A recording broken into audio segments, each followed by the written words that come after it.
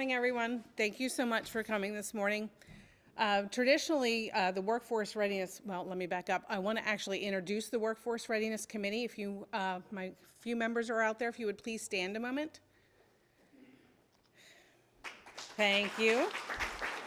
So workforce is traditionally all things workforce, and we usually think of workforce as being the people that we're hiring and the students that are up and coming into the workforce. And we traditionally forget ourselves. And I know it was at a Lancaster Sherm event, and I heard someone speak, and he indicated that when you usually go to a seminar, that the different speakers are broken out into sessions, that you pick the session that you're most comfortable with, or that your current employer has a need to know, or it's a safe choice traditionally. And he said, why do you do that? You're doing yourself a disservice. And I'm like, son of a gun. He just called me to the carpet. So I had a renewed sense, and I now when I go to seminars, I look at everything, and I'm making the best choice for myself, not necessarily my employer anymore. So we wanted to take today and to focus on you, because you are the workforce as well. Traditionally, you don't take care of yourself. You don't maybe step out of your box, out of your comfort zone. Speaking out of comfort zone, standing up here and talking to all of you, but it is what it is. If you're in HR, this is where you'll be one of these days, more than likely. So if you are interested in joining the Workforce Committee, please seek out any of the members, or Natalie or myself. We'd be happy to talk to you about that committee today. And I'll let Natty.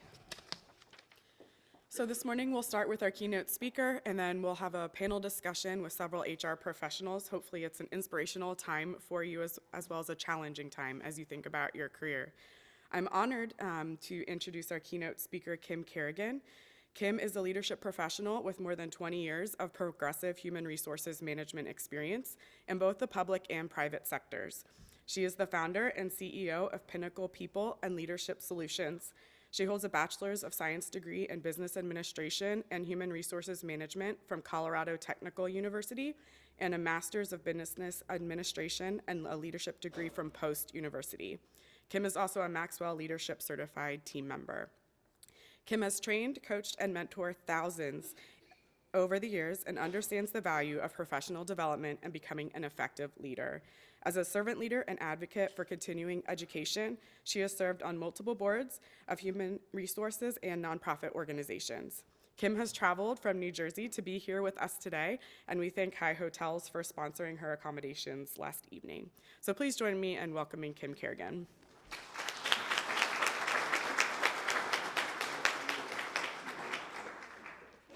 Good morning.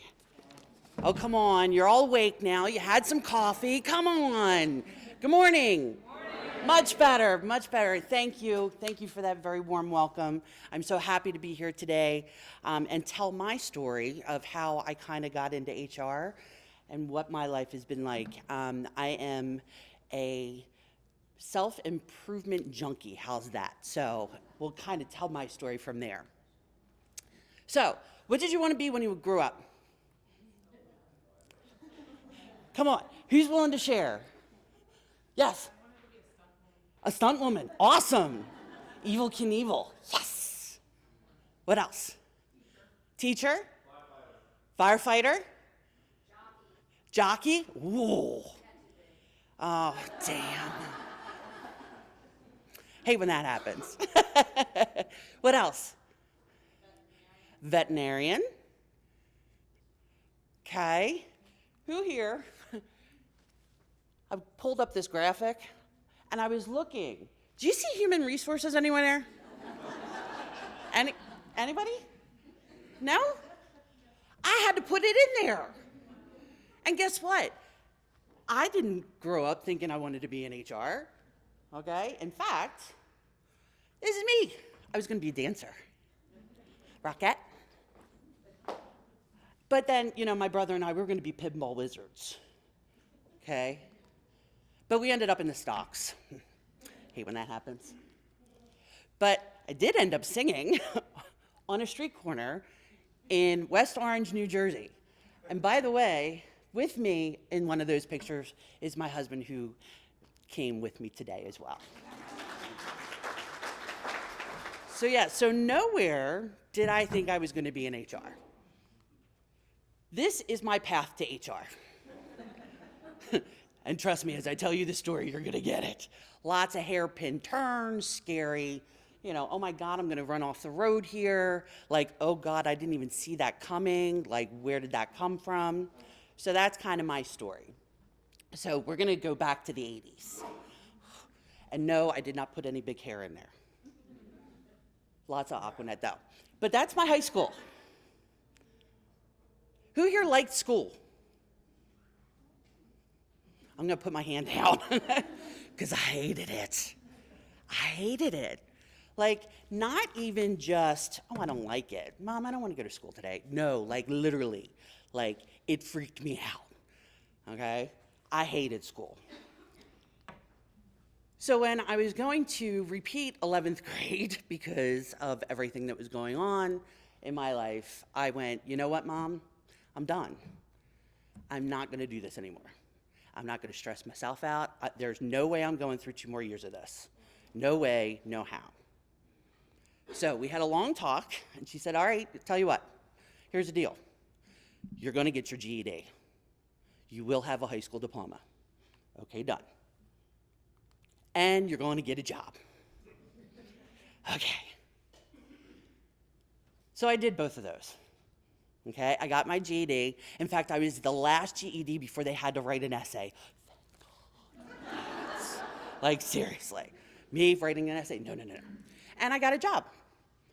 So that was my story for a long period of time. I worked in different businesses. I worked for my dad's business in his office as an office manager. I worked in different small businesses as office manager. And then I got tired of making $10 an hour for 10 years. So guess what? You got to do something about it, right? Well, remember, this girl hates school, right? But guess what she did? She went, you know what? You like working on computers, right? You like building computers? Okay. Tell you what, there's this MCSE certification. Now, this is right around 2000, 2001. Remember how much money they said you were going to make if you were an MCSE? Money, like you were going to get bank. Okay, so you know what? I went to YTI. They had a 9-month MCSE course, or Microsoft Networking. Got my A+ certification. I got 2 certs shy from an MCSE. And yes, I still never took those last 2 MCSE certifications because when I went to apply for a help desk job, guess what? I got an HR manager job. Now, how the heck does that happen? I literally applied for a help desk job for a company in Hanover, and their HR manager had quit and was leaving. So by the time I got to the 3rd interview with the president of the company, 3rd interview, he's like, you're an office manager. Yeah. Did you do payroll? Yeah. Unemployment? Yeah. Workers' comp? Mm-hmm. Tell you what, here's the deal. You get a 2-for-1. I'm afraid that this help desk isn't going to be full-time, and I don't think we're big enough to need a full-time HR. So guess what? I can give you both and give you more money. Okay. Sure, why not, right? But that's kind of how my life always kind of went. So I can actually say I did not choose HR. HR chose me. How many of you else can say that too? I know there's a few of us, right? And of course, it's HR manager because frickin' miracle worker is not an actual job title. Because you are all miracle workers. Remember that.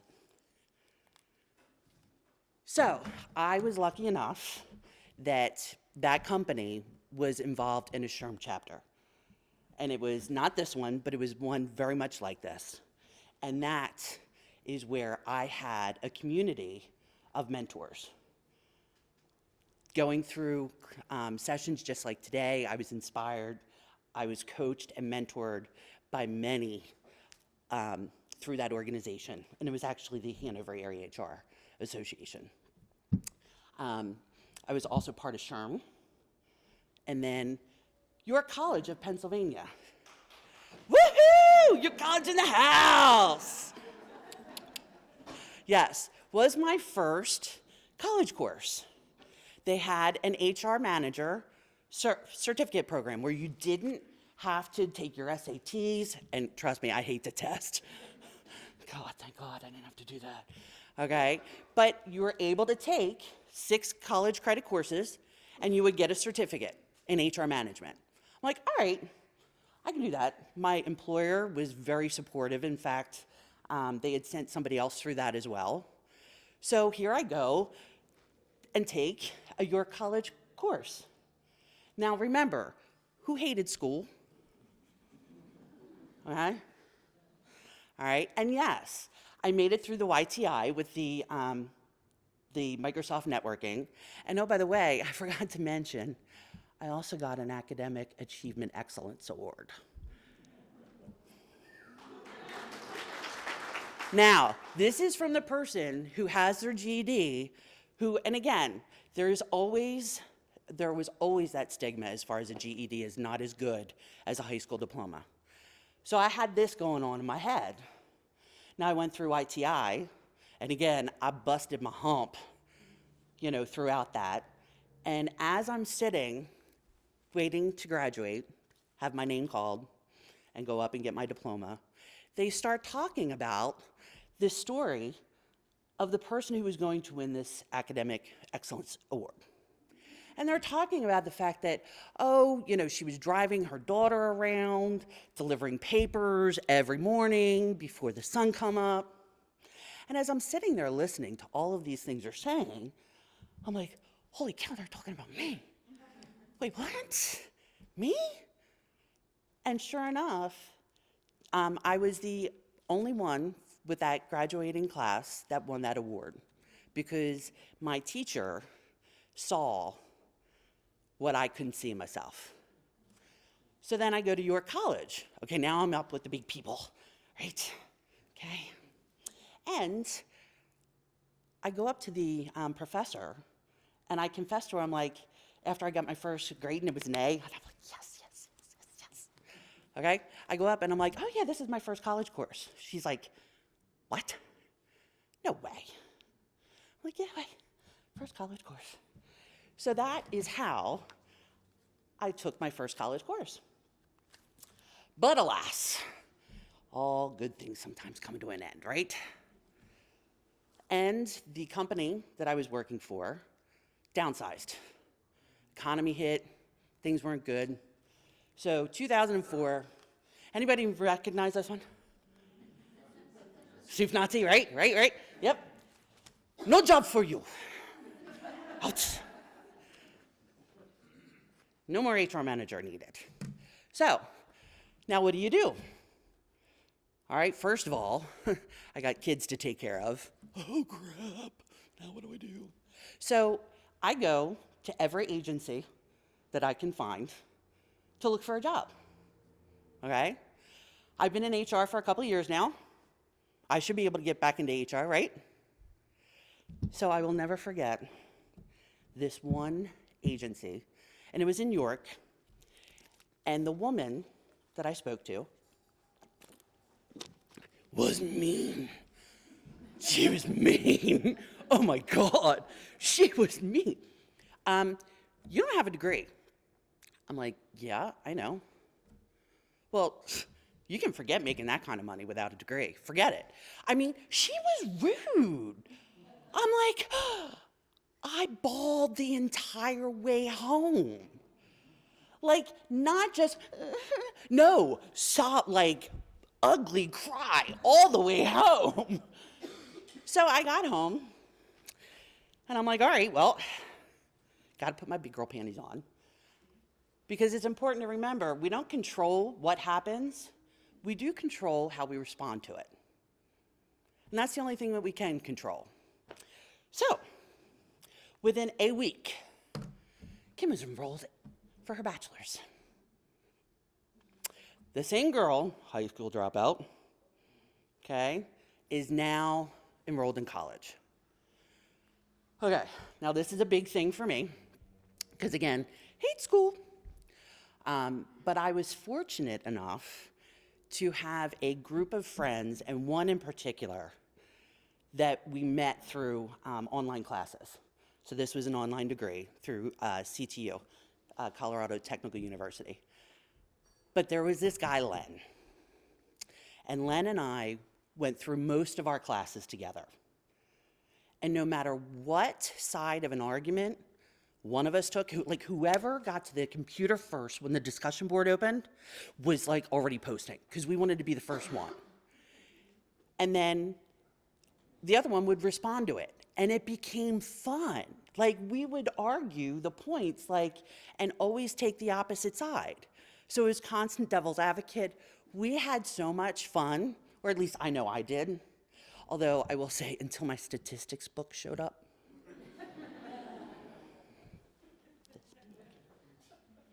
Okay, statistics.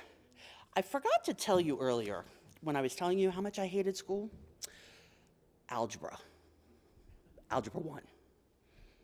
The only reason I passed Algebra 1 is because I spent every lunchtime and after school with the algebra teacher trying to get it, and he gave me a C just for effort. I can't fail her. She's here. She's here. She showed up. All right, so now I get a statistics book. It's this thick. And I literally open it, and all I see are the symbols. And I tell you, and I kid you not, I started with hives and hyperventilating. Not even lying.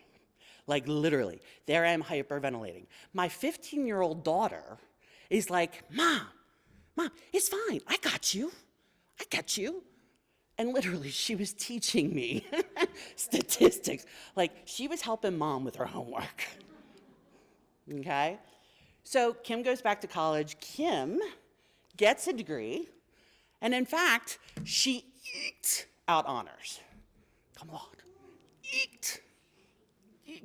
And I only say eked. Throughout my business courses, I had a 4.0 until the strategy, which is like your capstone. And then I had to do all the lower level at the end. Art appreciation, world lit.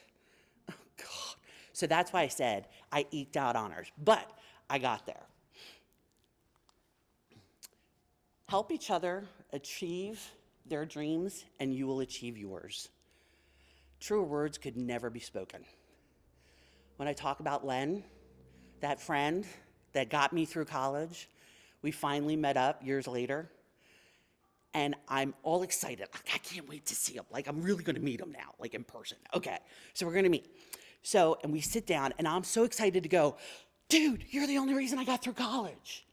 And before I could spit it out, he's like, dude, you were the only reason I made it through college. I would have never made it without you. And I'm like, damn it, you beat me to it.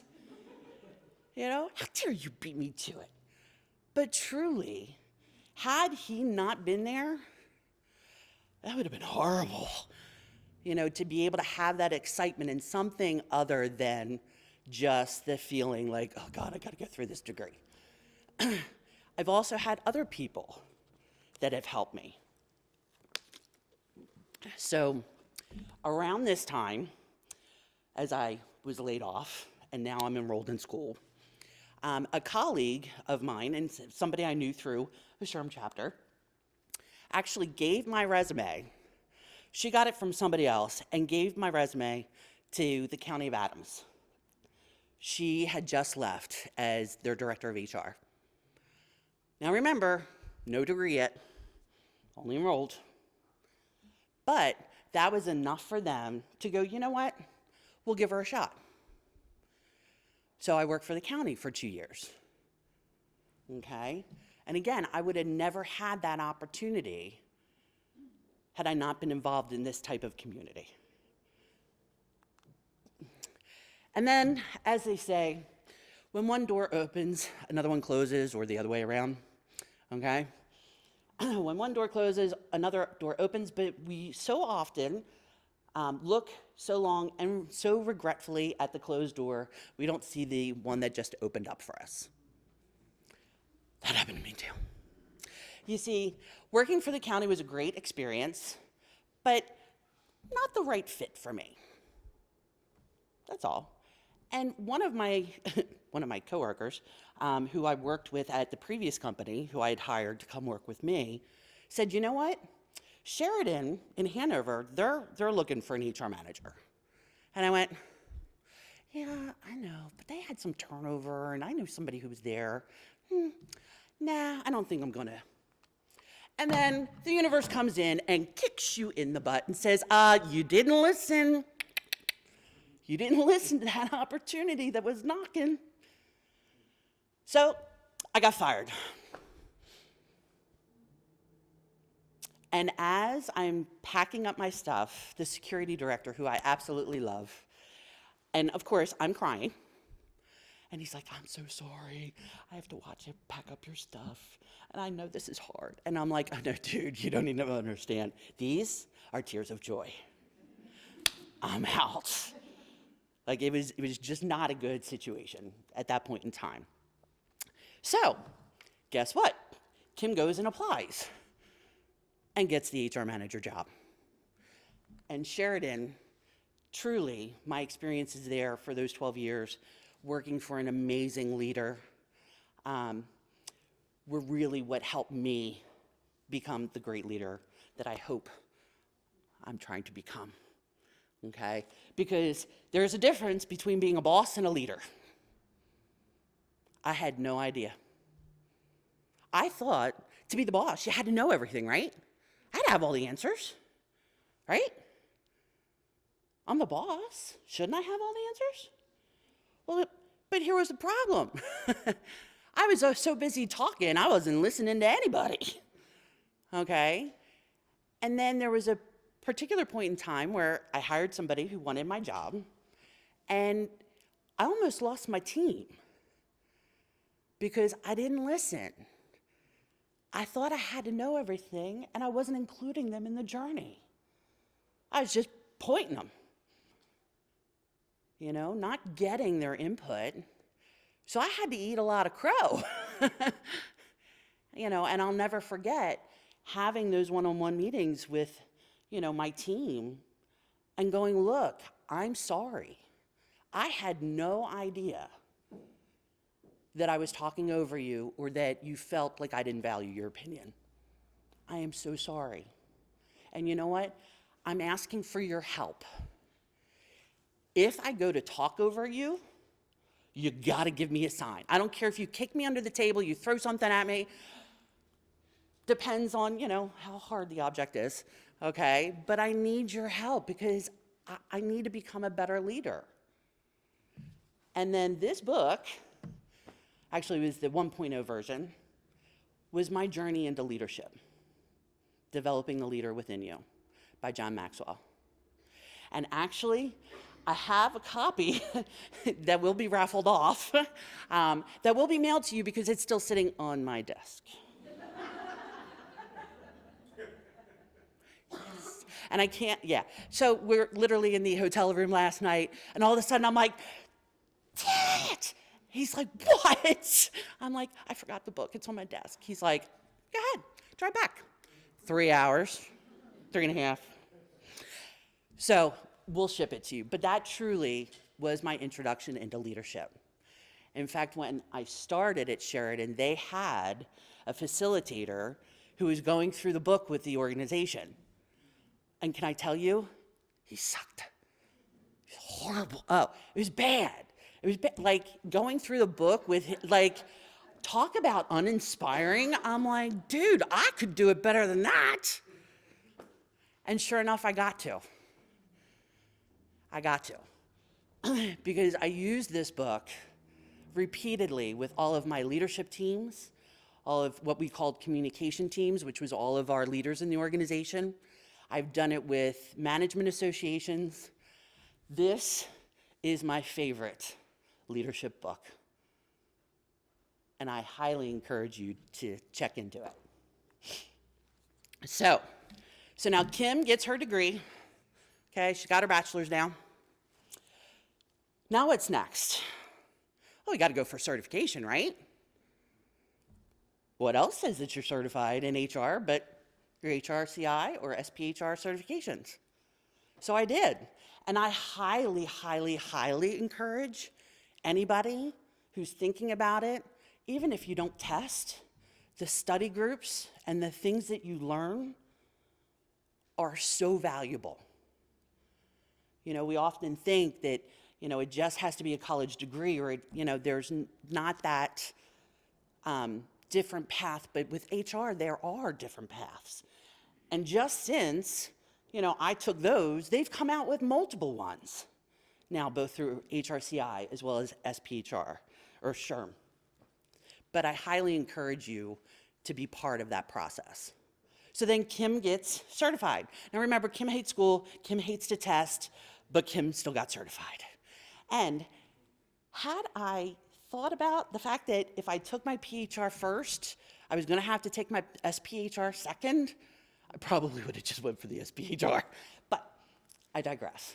So Kim gets certified, which means she's a human resources professional, an unofficial psychologist, and multitasking detective who also acts as an event planner in their spare time while resolving conflicts and keeping the peace, a pivoting, unaccredited lawyer with insane record-keeping skills, also known as shoulder to cry on, an investigative ninja.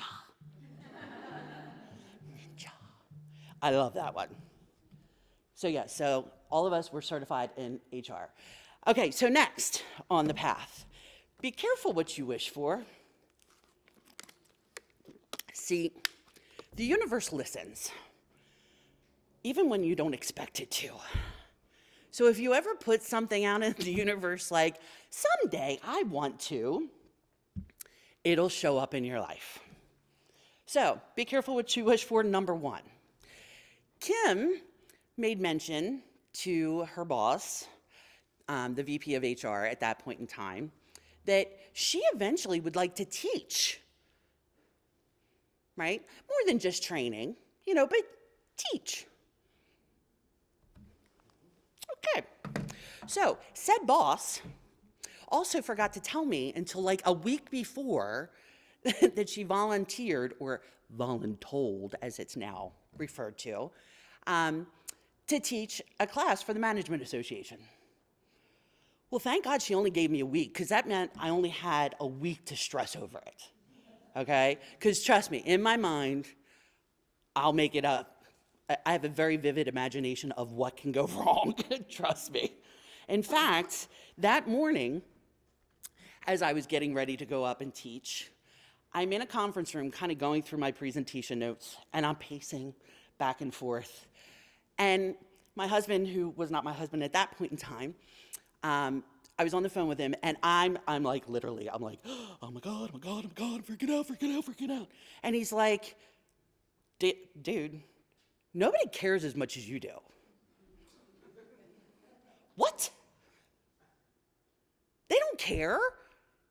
Their company's making them go. What do they care? How is that helpful? Needless to say, I did hang up on him that morning. He can attest. I brought him for proof. I'm like, how dare you? But in his mind, and rightfully so, like I'm the one who's worried about it. Everybody else is just going to show up, right? So again, it's that doing something scared. Sometimes things happen in our life. They may be blessings, they may be curses. They're usually both.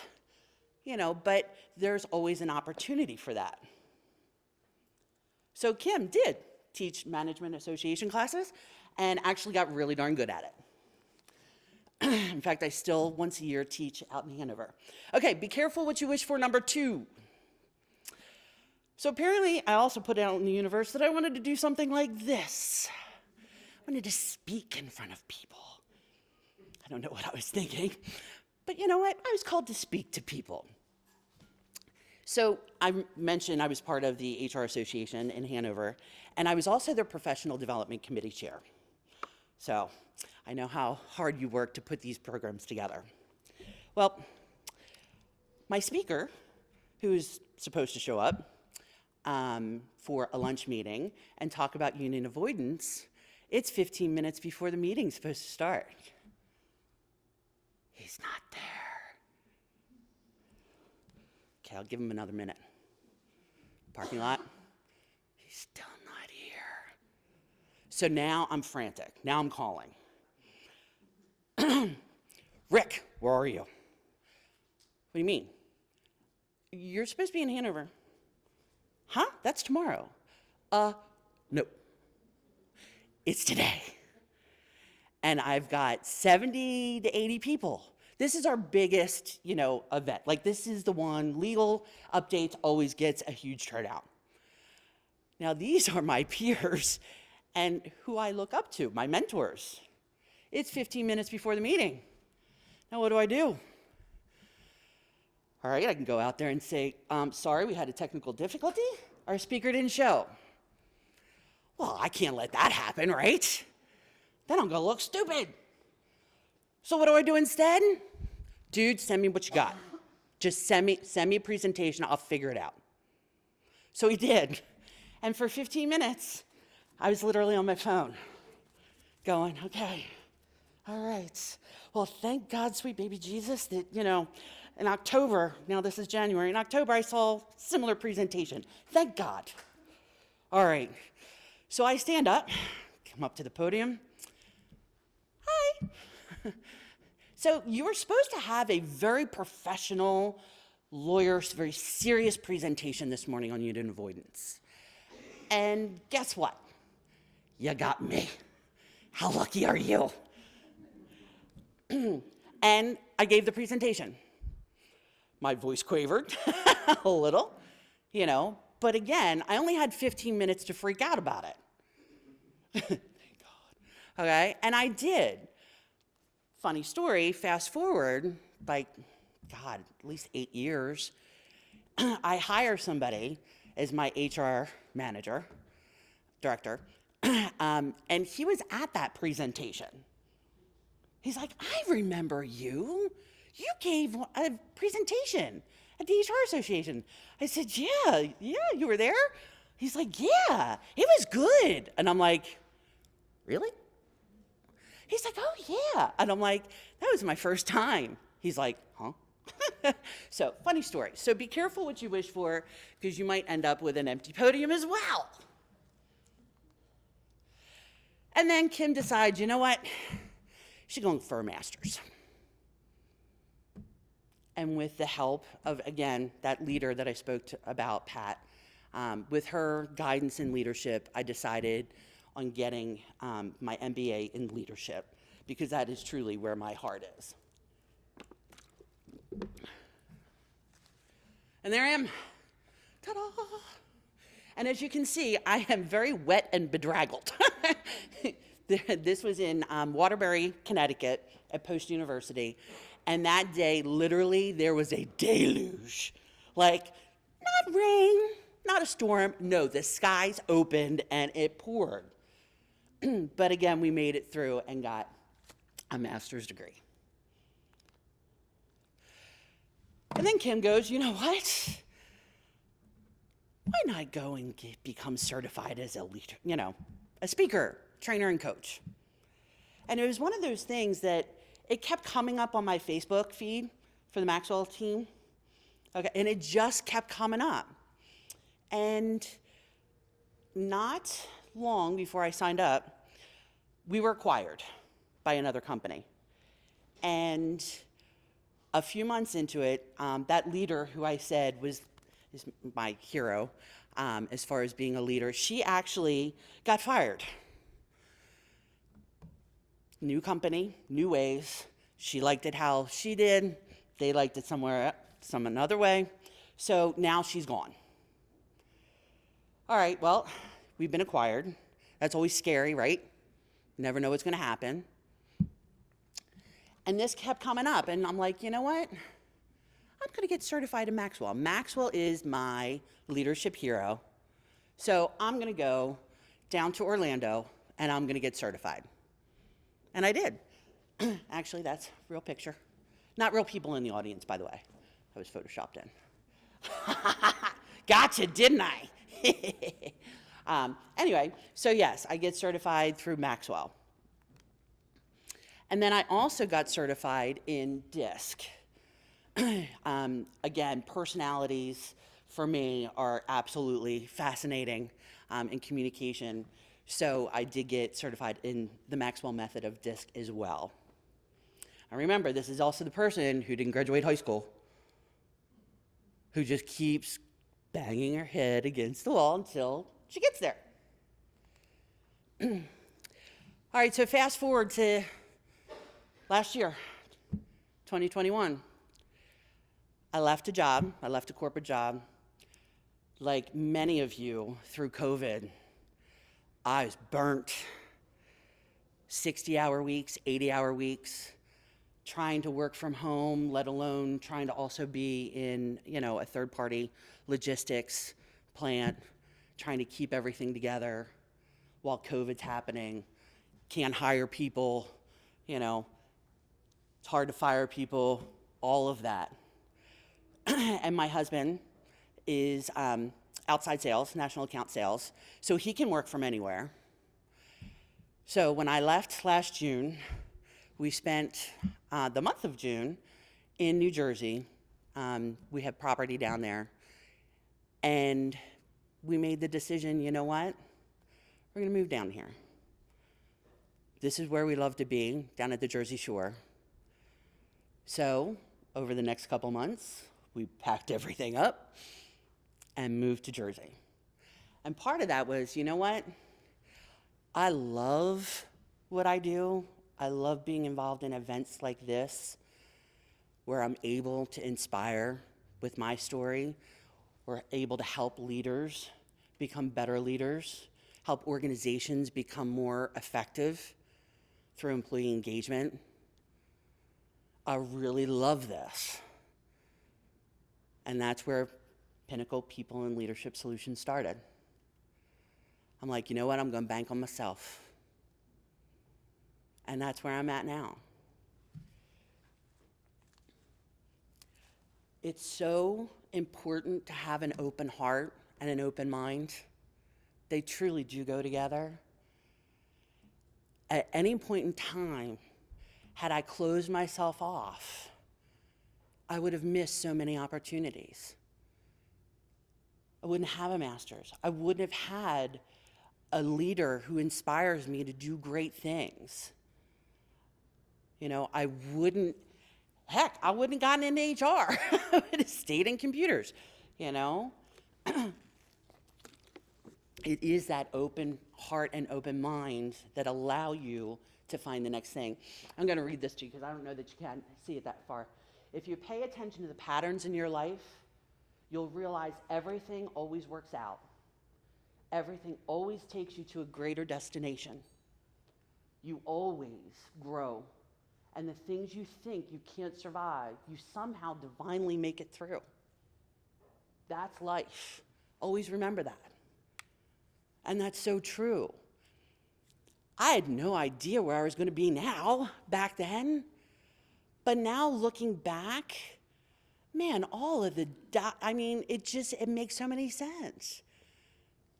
I love computers, and I was able to bring that into HR. There's so many different pathways to HR and specialties. You can be an HR generalist where you get a little bit of everything. That's kind of my role. You can be in the HR department of one. I was that, and I didn't even know I was that. Called me office manager, not HR manager. Talent and acquisition, benefits, payroll.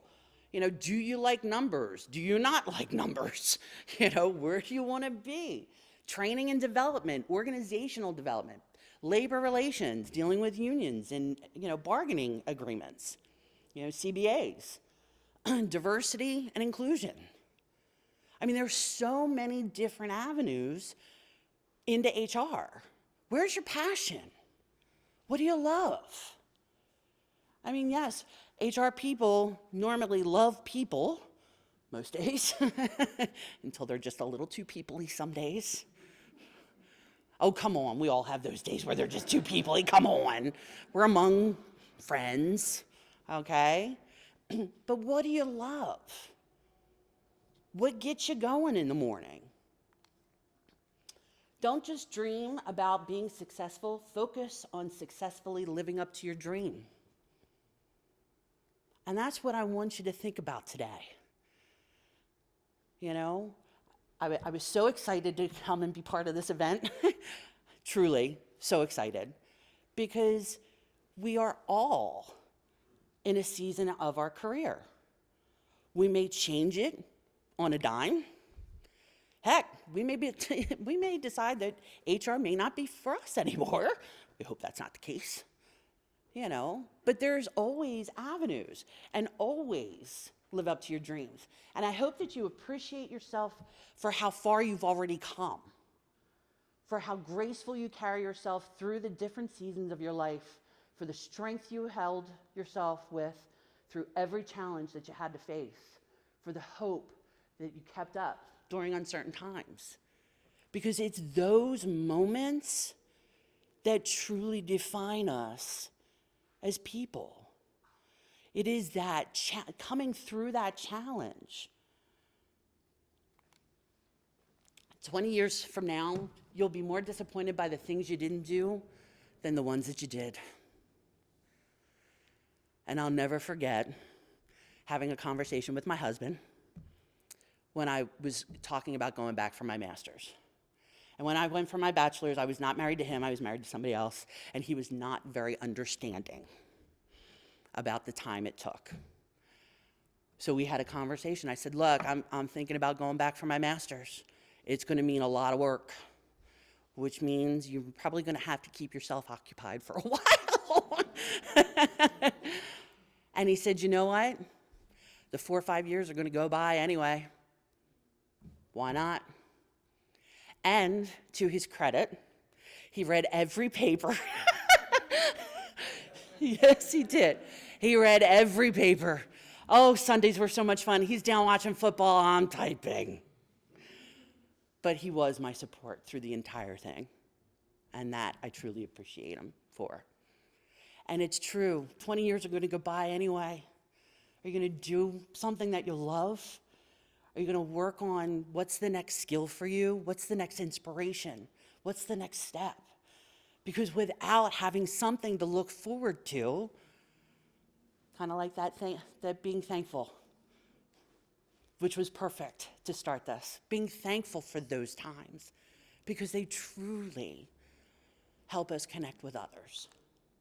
So, now that you are inspired, right? Fully charged. And by the way, that is a battery on the back of his shirt. I missed that at first. So now that you're all inspired, you can do anything if you set goals. You just have to push yourself.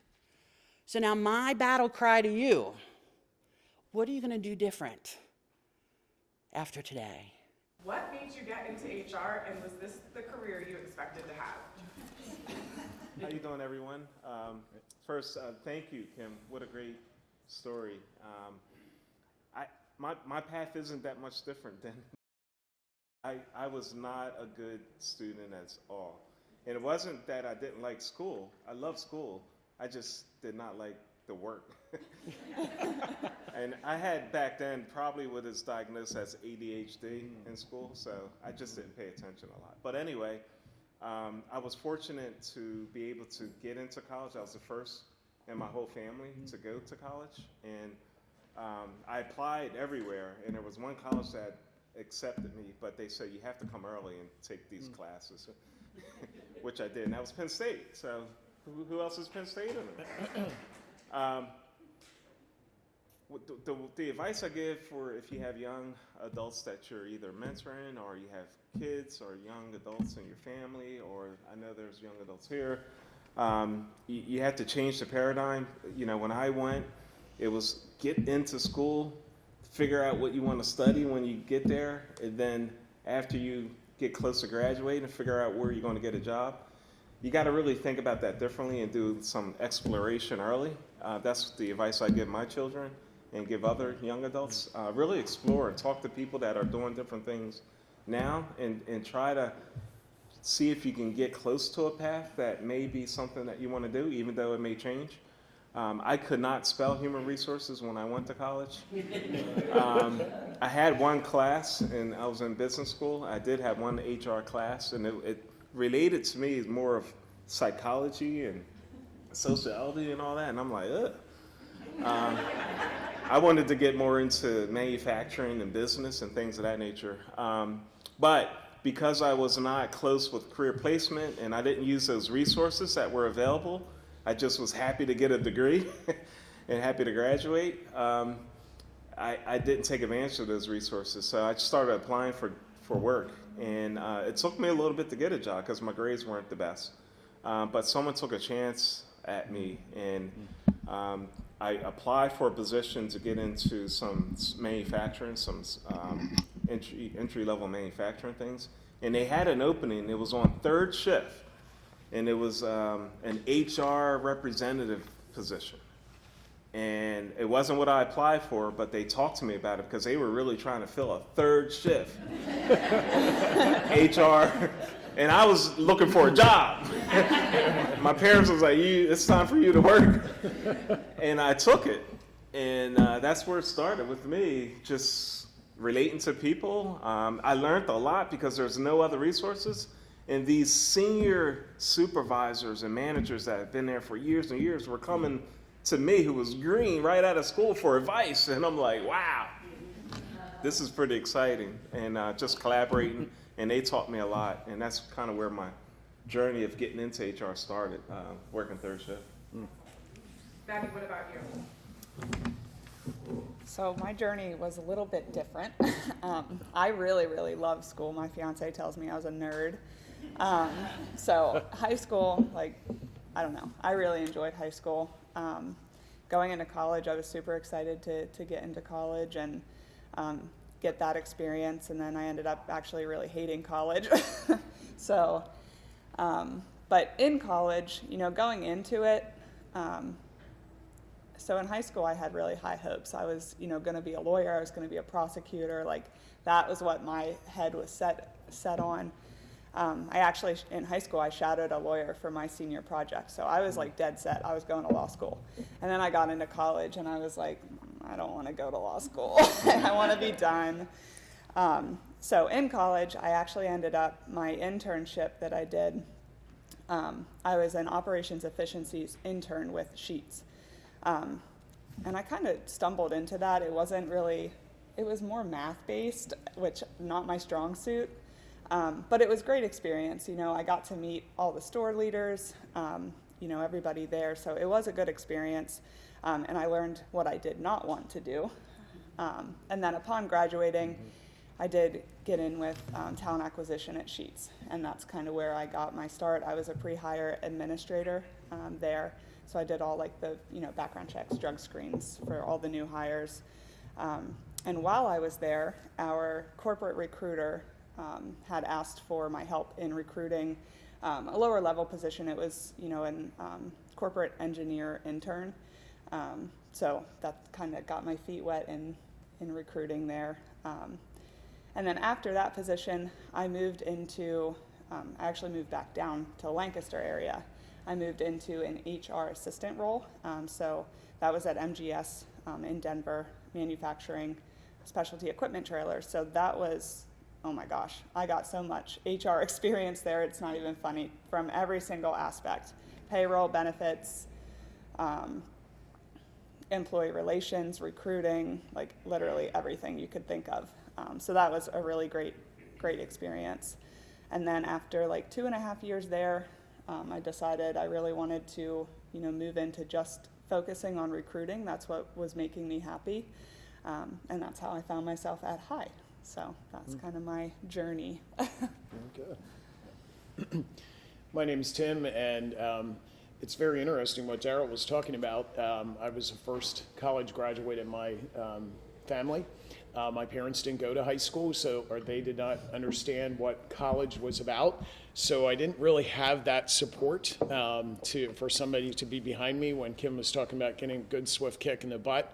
I needed that because I didn't do really well in high school. So I applied to many colleges and got into one that said I had to be there during the summer, and I did that and did really well for a year.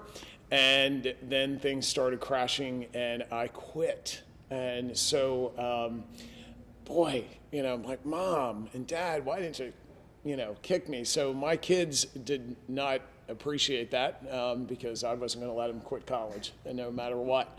But so anyway, I did a little backwards, and I fell in love with my wife of 37 years tomorrow, and and she was the support that I had, and getting a job, because I have rather low self-esteem and very, very shy, very backward kind of person as a teenager and young adult.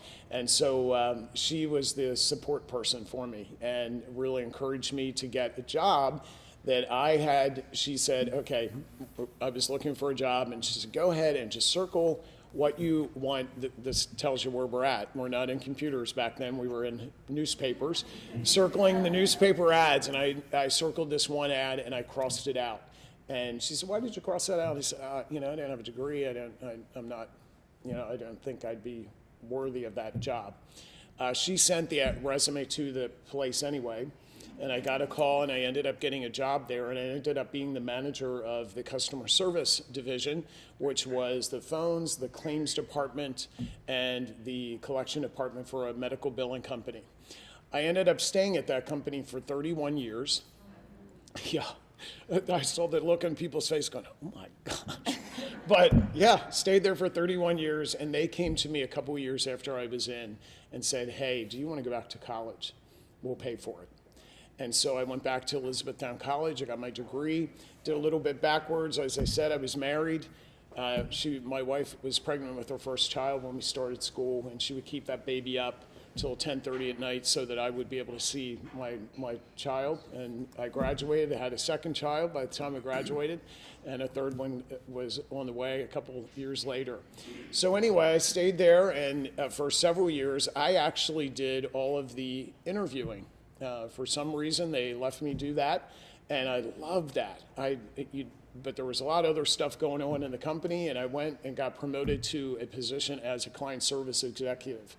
And that I did for 23 years. I was a senior executive, and I got to be the liaison between our company and the physician groups that we worked with. And so I was with hospital-based physicians all over the East Coast and out on the West Coast, and loved it, just loved it, and loved the people I got to work with. And then over those 31 years, we had 7 different owners, and the last owner decided that they were going to shift our positions to other divisions throughout the United States. And so when that happened, we started having layoffs and things like that, and I started realizing that I better start looking for another job. And after 31 years, when you are the go-to person, people coming to you, like Darryl was talking about, boy, that really puffs you up when you have that kind of responsibility. And so I started looking for another job. Had the opportunity in the same week, I was offered the job to Kobe's Family Services to work in their business office and to help their counseling billing department.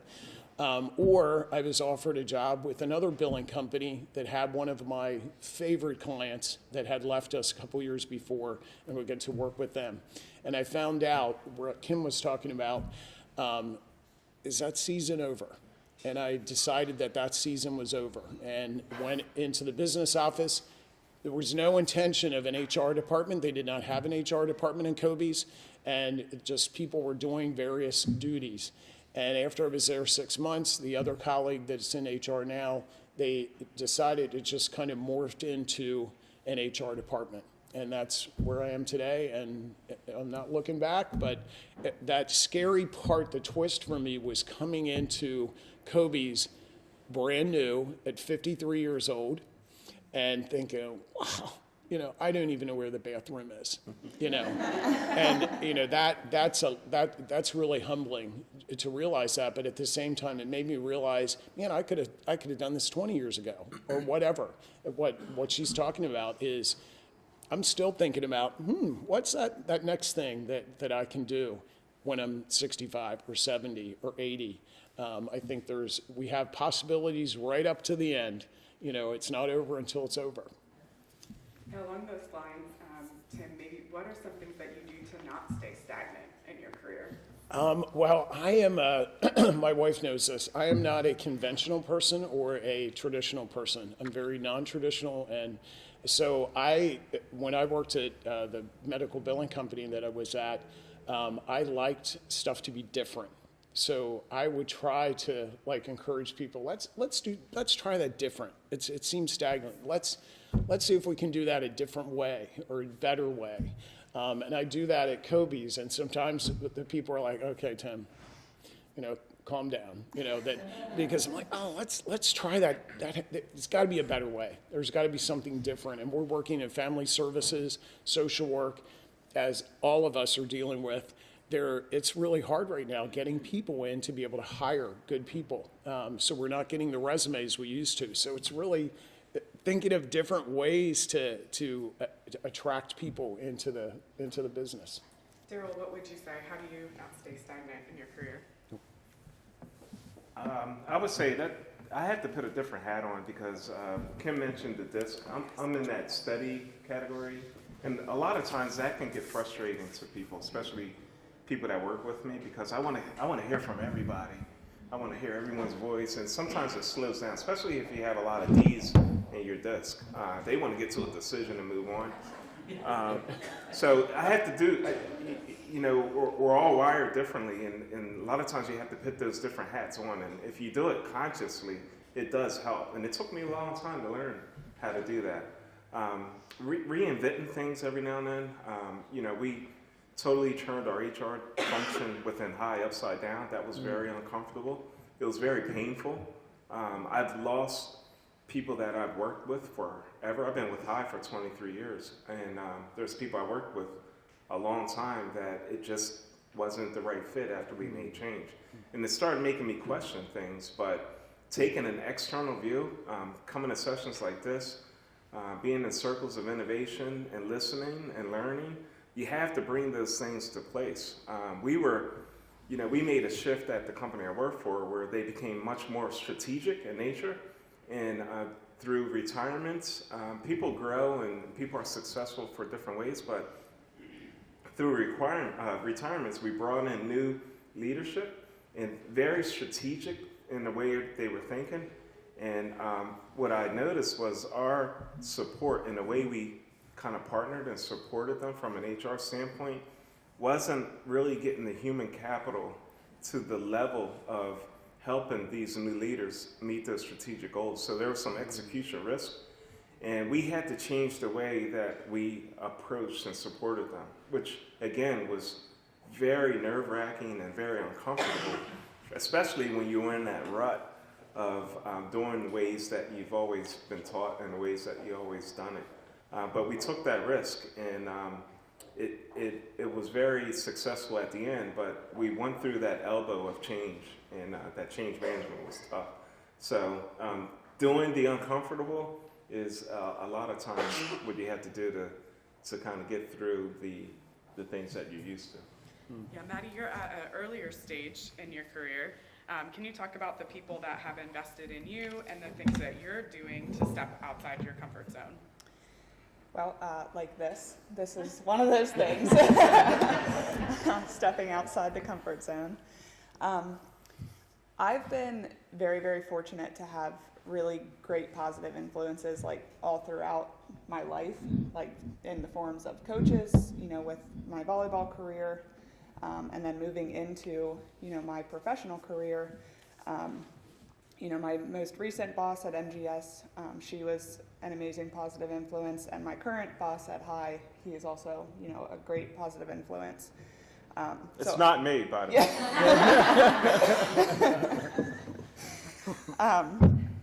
So I've been very fortunate in that aspect. I don't know that I would say I have a mentor in the formal sense of the word, but I do have resources that I know I could go to all of those people that have crossed paths in my life that if I needed help or I needed a sounding board, they would be there. What was the other part of that question? Comfort zones. What are some things you do to get out of your comfort zone? So I think networking is important, and I think that's a very uncomfortable thing at times. So when I first moved back down here, I attended, it was, I think, the Lancaster Young Professionals Happy Hour. Super, super nerve-wracking walking into, it was at the Exchange. So number one, I was trying to navigate Lancaster City. And then, walking into a room, where it's an organization, so, they know each other, and you're kind of walking in and you're like, I don't know anyone here. But being able to build, your confidence in those types of settings and being able to start conversations, with others, I think that is huge, because that leads into every aspect. That makes you more comfortable in meetings. It makes you more willing to speak up and voice your opinions. And so I think things like that are very important. Daryl, what would you say are some of the ways that you have invested into your HR team in order to help mentor and grow your employees?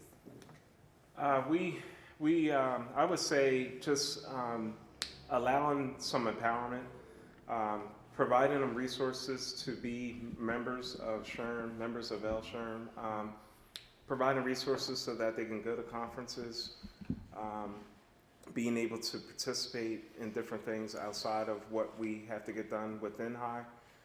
Like I said, I think it's big to just be in those circles of innovation. It helps to build that external view. Not everything would apply or fit the way our culture is or the way the business may be going, but you still learn and you pick up things and you build relationships and you build confidence, and that it creates that curiosity, which is important that you can bring back. And we'll ask each one of you to close this out, but what is some of the best career advice that you've received? I would say two things. One was my dad. My dad was a truck driver for 45 years. He worked for two different companies, fuel oil, tractor trailer truck driver. And the day that he died, he was in the hospital and he woke up and said, "Hey, Tim," he goes, "what's it like outside?" And I said, "Well, it's a cool, crisp December day." And he said, "Oh, if I could be back in that truck." And the reason that I share that is back when I was a teenager, my dad, one time I think, just started working as a teenager part-time, and I probably was complaining about something, about the boss or what I had to do or that kind of thing. And my dad said, he said, "You're going to have days that are going to be challenging. You're going to have tough days. You're going to have people that are going to be challenging and tough. But," he said, "I think really success comes in a job no matter what you do. If you're a ditch digger or you're a doctor or whatever you are," he said, "it's going to be 80% your attitude." And I really didn't understand that when I was 16, but later I took that and realized how important our attitudes are in our jobs, because we can really go down the negative path real quick. And so the other one is, when I was 19, I worked for Certified Carpet, if anybody knows where Certified Carpet is. And I helped do some cleaning carpets, but also did some sales. And I went out with Walt Legenstein, who's the owner of Certified Carpet, and he gave me 2 bits of advice. He said, "Tim, take your hands out of your pockets." And he said, "Look at the people in the eyes when you talk to them." And I thought that was the best advice you could ever give me, because keeping your hands in your pockets makes it look like you're insecure or not confident about something. And looking in a person's eyes, and I learned this for HR, is to really look at people and let them know that what they're saying is important and you want to hear it. So that was good advice. And the other last thing, I'm sorry I have to say this, I'm a big Mr. Rogers fan. I love Mr. Rogers. And he said that there are 3 ways to ultimate success. 1 is to be kind, 2 is to be kind, and 3 is to be kind.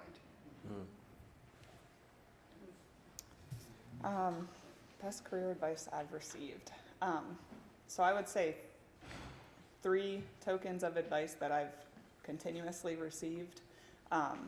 Don't settle. So continue to challenge yourself, continue to grow. There's always room for improvement. There's always going to be something you can learn. So don't settle for where you're at. There's always something else out there, to strive for, to achieve. And also, don't be afraid to ask for what you want. I struggled with this, and I'm still in my younger career years, but when I very first started out, I very much struggled with asking for what I wanted. As far as if I wanted to learn something else, when I was at Sheets, I was really interested in employee relations, and I didn't, ask for more experience in that. And like looking back, I wish I would have, because maybe that was a path that I would have wanted to go down, but I ended up getting that experience at MGS, so that worked out. But if you don't ask, the answer is always no, right? So, and the last thing, which I'm still learning, is how to balance, learn how to say no and balance and prioritize, and because if you don't, I mean, it can really burn you out. So. For me, it's from one of my pastors, just stay spiritual and keep prayer and let God. So that's been helpful throughout all my life, and it continues to be. I would say I had a very tough mentor, and there was moments in our relationship where I didn't think he was on my side. There was tears and everything, and anger and all kinds of things where I was just going to walk away. But it was that tough love that really just helped me to be stronger and more successful. And today, he's 75. We still get together and we do a lot of things together, and we're really, really close friends. So at one point where I just didn't think he was helping me, he really was deep down. And then the third thing comes from one of my older brothers. He's a building maintenance person, and he's older. So I asked him one time when I was thinking about getting out of HR, and he looked at me and said, "What, are you crazy?" So that kind of helped me stay in HR. Well, thank you so much to all of our panelists today. We appreciate your time and your inspiration.